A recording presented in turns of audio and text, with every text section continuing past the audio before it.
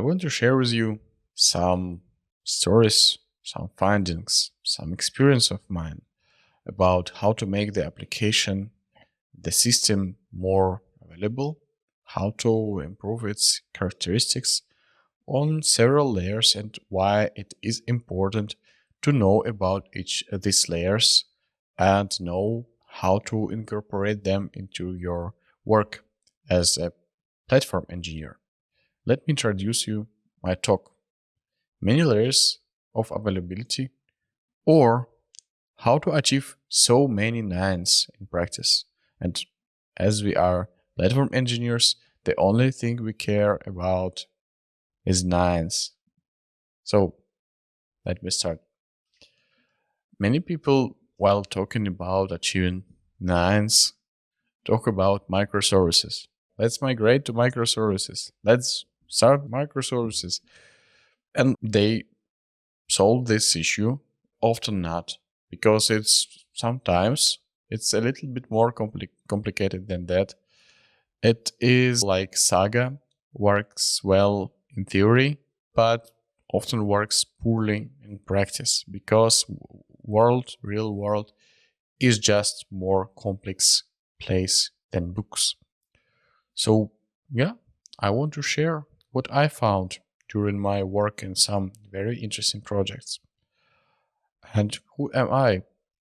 My name is Ilya Kaznacheev. I'm a cloud-native application architect at Capgemini, and previously I worked at MTS Cloud, Deutsche Telekom, BDO, and some other interesting companies. I'm a Google developer expert on cloud, and I work for some time in software engineering, software architecture, platform engineering, and public cloud building. And one of my recent projects was building a public cloud provider from scratch. For example, a Kubernetes as a service is a core part of this project. And I learned a lot about availability and reliability and many layers that we often don't see because we don't have direct access to them.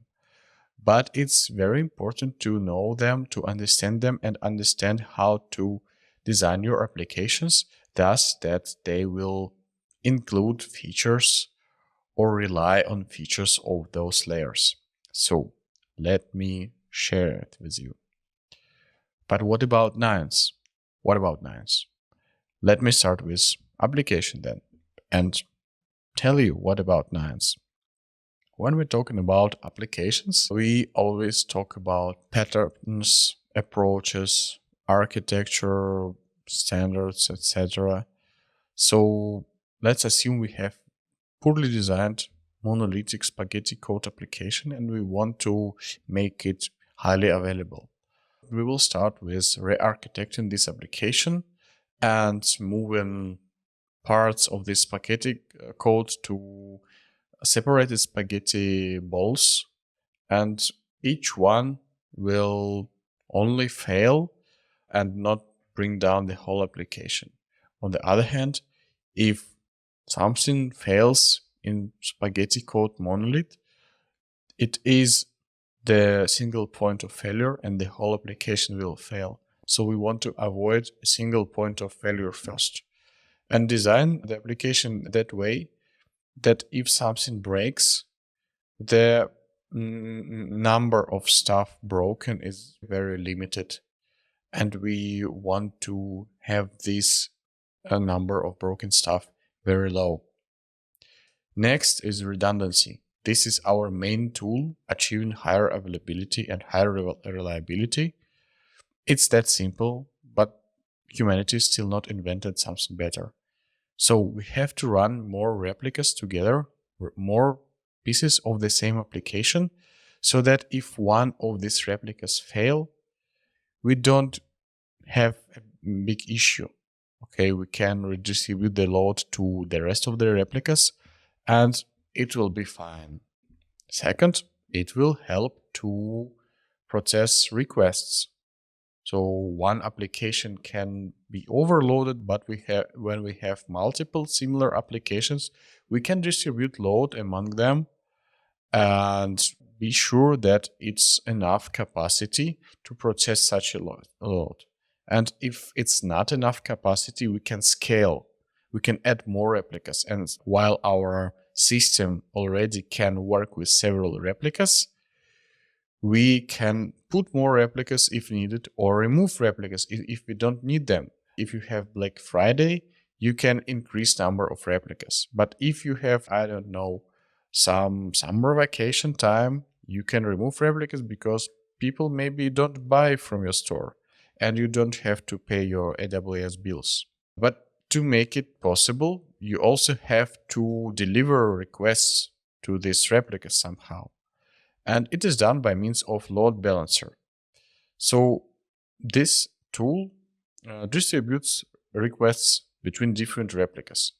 It can just circle through the list of addresses, or it can implement some smart balancing algorithms, like to distribute more or less requests based on the load of CPU load, for example, of each of the replicas, or something else.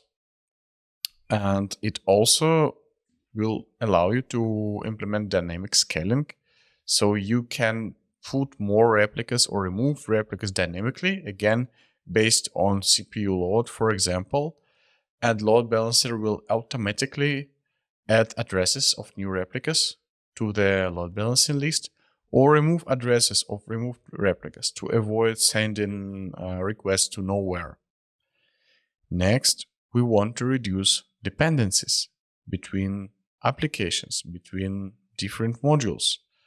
And thus they interact only via APIs and not via shared database, not via something else, so that if we change something, we can do that transparently, and we are sure that our change will not break other system by surprise, because we know the dependency between two systems. They are clearly defined as an API.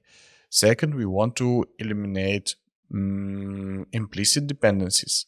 I don't know, something strange logic in several applications, or using of libraries with our some internal variables, internal magic variables or something like that. Sometimes it's useful, but it has to be limited, and you have to understand that if it's a variable thing and you just want to put your standard values to somewhere, it's okay. But if you want to share code between applications, share logic between them, be very careful, because when this shared code will evolve, it may bring some unexpected problems to your applications. And next, try to consolidate features together. If features belong to one topic, one domain, put them together, put them into one microservice, put them into one module. It also helps to avoid problems, avoid miscommunication between modules, avoid evolutionary problems when your modules grow, when your applications grow, changing. And if you have features of one domain into several applications, they will grow closer and bring you a thing called distributed monolith, which will decrease the availability because bringing more errors and problems. So try to avoid that. Try to use domain-driven design, for example. And the last but not least, synchronous. We see asynchronous, like HTTP requests are okay, nothing bad with them. But if you have chain of requests, one error can break the whole chain and you can have a cascading error. That's not very good. And thus people use synchronous communication via message brokers, for example. They can be message-based. When you pretty similar to HTTP request, you send a message, you send a request, and you expect to receive an answer, but you don't wait for that request stopping your work. You continue working, do something else, and then when the request is there, you can start processing that.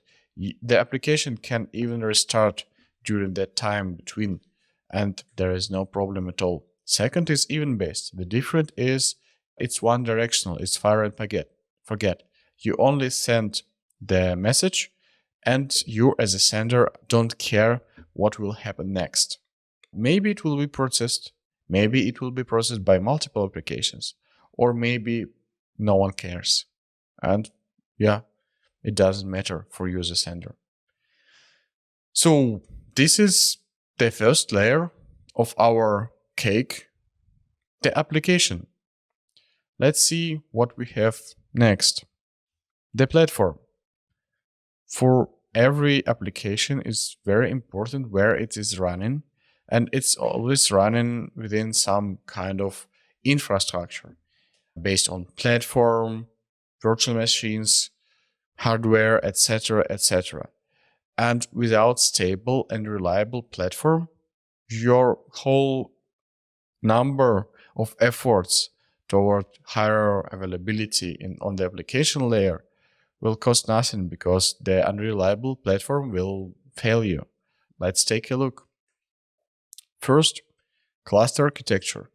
A lot of platforms are built in the cluster manner, like Kubernetes, Kafka, Hadoop, etc.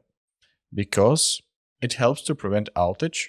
If one node in cluster will fail, cluster can very easily redistribute the load between other nodes while it restarts or recreates the failed node. And there will be no or almost no problem for the availability of your applications. If your application is running in several replicas on top of the Kubernetes cluster, for example, there will be no issue for your application if one node with one replica fail, if you use autoscaling, of course. Second is load distribution. Cluster also schedules applications that way to evenly distribute load between the nodes, so there will be no outages when load overflows with tasks, with work, and it also helps to avoid some not very pleasant surprises in production. And next, network replication. Again, Kubernetes example, each worker node is a gateway, a network gateway to internal Kubernetes cluster network. So when you send a request, node 1 may take this request and then redirect it to the node 2 where your pod is running. And when node 1 fails, there is no issue because node 2 can also be a gateway, and it is a gateway to the network, and node 3 is a gateway. And you can load balance the request to any node, and that's what's happening in any environment. Next, orchestration. So we started talking about orchestrators. Let's go a little bit further. Orchestrations are very nice because they help to control the life cycle of the applications.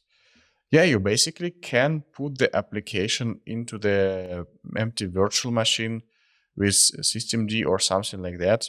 It will even restart the application when it crashes.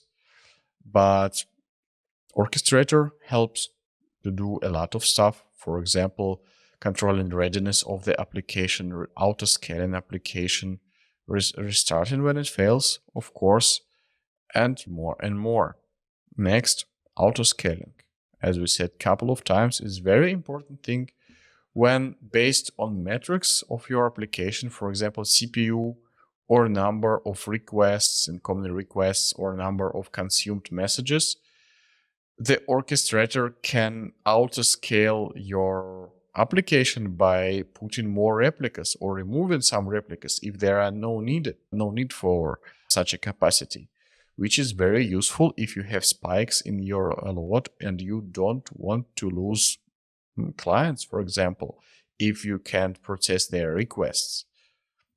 And one more very nice thing is anti-affinity. When a cluster cares that your replicas are, if possible, running on different nodes. If one node fails, there is less likely that several replicas of your application run on this node, and this will have a big impact on your application availability. This is also not so much achievable without the orchestration. And the last very nice thing here is self-healing. When the machine, virtual machine, if something goes wrong and it goes down, it can be restarted on the platform layer or on the infrastructure layer, because the infrastructure monitors its health by means of health checks, and load balancer, for example, does health checks to understand, is your node running, is it healthy, can it send requests to that node, or maybe avoid sending applications to a dead node so they will not be lost. And there are also health monitoring inside to see how node is going, and is it okay or something wrong, or maybe it's time to restart the node or stop receiving the requests. And it's very useful because we always work in dynamic environment, and even like cloud infrastructure is not 100% invulnerable for failures, and it fails from time to time because underlying hardware fails and software on top of that hardware fails. And thus it works in some dynamic state. Something breaks, something restarts, something being recreated. And such tools help to do this a lot. That's the second layer. Third layer is the data. We often forget about the data when we're talking about availability and stuff. We only talk about the application. It's not 100% correct. In fact, data is a key for the application. Data is a key for almost everything our work as a software engineers, as a platform engineers. And let's talk a little bit about data. Again, redundancy is the most beloved tool also in the data area. We do database replicas. So we run several applications, several instances of the database, and we in the runtime, in the real time, share the changes between these replicas, so that if one replica fails, we still able to redistribute the request to the next replica and everything will be okay. Second, message broker replicas work similar but a little bit differently. But the thing is, we have multiple brokers, for example, in Kafka cluster. And if one broker fails, cluster will continue to work, your topics will continue to work. And yeah, it's achieved by redundancy. Backups. So we have real-time replicas. We also have archived replicas, so that if the whole data center will burn, we still can restore the data from this backup. And the second thing is caching. Sometimes services you rely on are not available by some reason. Maybe they are down. Maybe the network connection to them unstable. So what to do? We have to save some data for later to avoid this kind of cascade outages. And first thing is application caching. You can just save the data in the application memory and use it next for faster access, or if the underlying service is not available anymore. Second is database caching. For many database engines, you can specify caching on the database layer, again for either faster access or maybe to collecting data from several instances and avoiding single point of failure. Standalone caching, like having a Redis instance, for example. It also helps to avoid one service failing and you are not able to get the data from there. There are many more options, but I want to cover the basics. And of course, we have to talk about content delivery networks, CDN. The replicas where your whole backend is not needed. You can get data from their network of caches around the globe normally. It's often more about front-end data, media content, but it's still very useful technique, and it makes sense to keep in mind that it can save your system from big outage. For example, if you are a startup starting your campaign, you may expect maybe 1,000 of people hitting your index page after some successful post in social media or something, and your application may not be, and CDN can actually save you by redirecting requests to saved copy of your index page, basically. And that was the third layer. The next one is infrastructure. The virtual machines, the networks, and the disks, the beloved trio, basis of everything that we have. So why is it important? Because you also have to know the features and what they can bring you, or maybe what it can mean. For example, for compute in many platforms, in many cloud providers, like public or private cloud providers like VMware, there is a hot migration option. That means that if the host where your virtual machine is running fails, your virtual machine will, with its memory, its state, will be started on another host from the same or almost same place, almost same operation position in memory, and will continue to work almost without change. It's also a very nice feature, but it may bring some surprises if you don't know about it. And instance groups, it's also a feature for managing multiple virtual machines with the same configuration, like auto-scaling them, updating them, managing their network, etc. And it also helps us to improve availability. For example, by auto-scaling the fleet of machines where you run your application or platform or something. Second is networking. Almost always software-defined network is used over commodity machines instead of some hardware switches, hardware something. It's used also, but not for these purposes.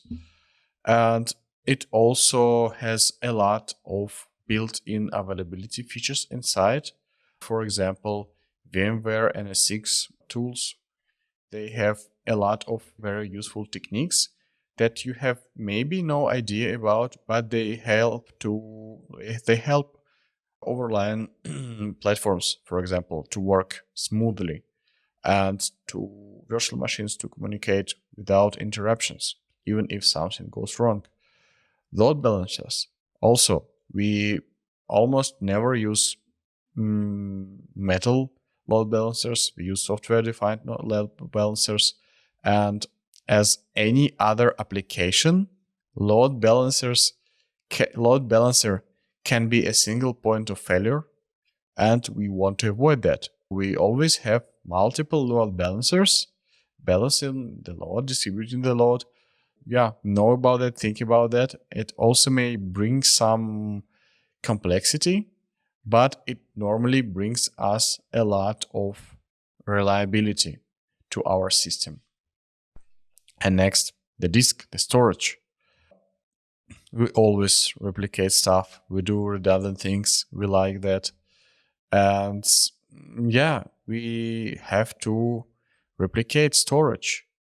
For example, if you save some binary file, this file being split into several smaller chunks, and each chunk will be copied into several machines to avoid that one machine will fail and you will lost this chunk and you cannot collect this file again.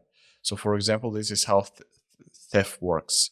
It puts different chunks into different machines. Each chunk is copied 2 or 3 times, and if machine fails, you can still recreate the initial data from the rest of the machines, and there will be no issue with that. And network file system is used to attach disk to a machine without direct physical connection between them. And this, for example, how Kubernetes mounts the disks to nodes. And if node fails, you won't lose the data on the disk. Kubernetes will just remount it to another node and run the pod there. And you can continue using this data. This was fourth level of our cake, availability cake. Let's go to harder level, hardware. And we don't have so many fancy stuff on the hardware level. It's definitely a lot of stuff there, but I'm not gonna go deeper. I just want to mention a couple of things. First, RAID. Again, replication. Unfortunately, disks, hard drives are not reliable, and any other drives are not reliable, and we cannot trust them.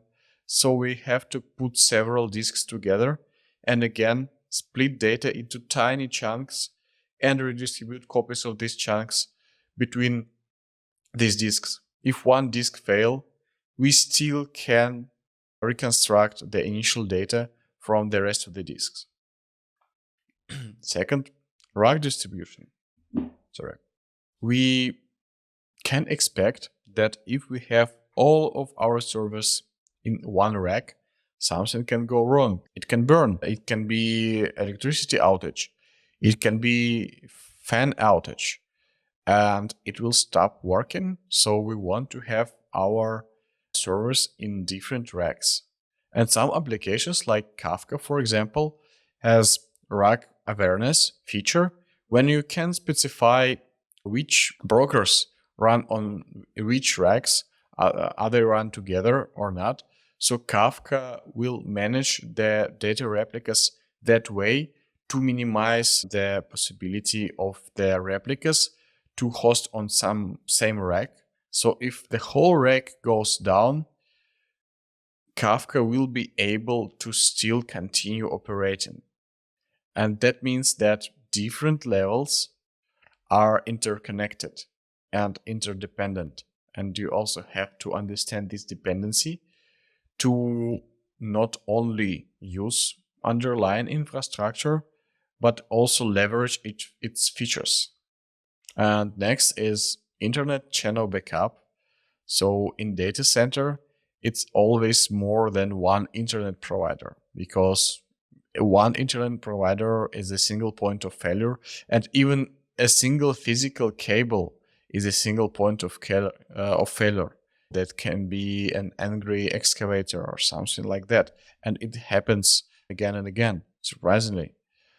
And here we have our whole cake, but there is still a room for an icing on top, which is a global availability. Basically, all of our applications running in pretty stable environment, but something may happen with the data center. For example, it can burn, it can crash, like, I don't know, meteorite can crash into data center, or just a tsunami or something else. And if it's important, and in many cases you can have a several data center with a standby disaster recovery, a replica of your whole architecture landscape. And if something goes wrong with your main data center, immediately you switch to the second data center and continue working. It requires replicating all of the data constantly and doing a lot of training, but it works in all of the cases. And more interesting case is multi-zone regions in cloud providers. When if one region has more than three or more zones, it is disaster tolerant, because if one zone fails, it's the region and its services will continue to work. For example, Kubernetes, having nodes in three zones, will lose nothing, only some capacity. But the applications will continue to work. The databases will continue to work. The Kafka brokers will continue to work, and so on. And One more interesting thing is global server load balancer, or GSLB. Sometimes you even rely on a single region or single provider or a single city. Something may happen with a city or even with a country. And for some businesses, it's crucial to be available like all of the time. In that case, you may want to have your application running in different regions, maybe in different countries, maybe on different continents. How to distribute traffic between those regions? That's very difficult, but there is a solution. GSLB. It works based on BGP Anycast protocol, giving you an ability to access the nearest endpoint to you, the nearest host to you. For example, if you're in Japan and there are several regional installations, one in China, one in US, the nearest will be in China. But if you are in Mexico, the nearest will be in US, and it works automatically. And it also gives the ability to do multi-region load balancing. So for example, if your application is very load heavy, you can also spread the load between different regions, different locations.